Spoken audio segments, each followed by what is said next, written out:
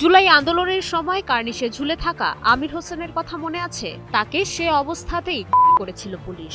2024 সালের 19 জুলাই রাজধানীর রামপুরায় সেই ঘটনার বিচার সম্পন্ন হলো আজ। মামলাটির রায়ে ডিএমপি সাবেক কমিশনার হাবিবুর রহমান, খিলগাঁও জোনের সাবেক এডিসি মোহাম্মদ রাশিদুল ইসলাম এবং রামপুরা থানার সাবেক ওসি মোহাম্মদ মশিউর রহমানকে মৃত্যুদণ্ড দিয়েছেন আন্তর্জাতিক অপরাধ ট্রাইব্যুনাল 1।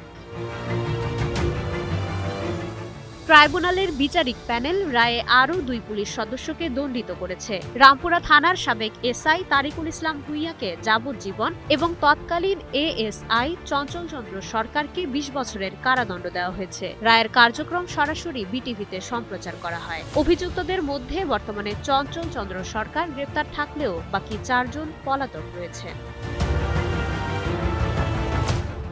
মাই শামালিহা, সময়ের আলো।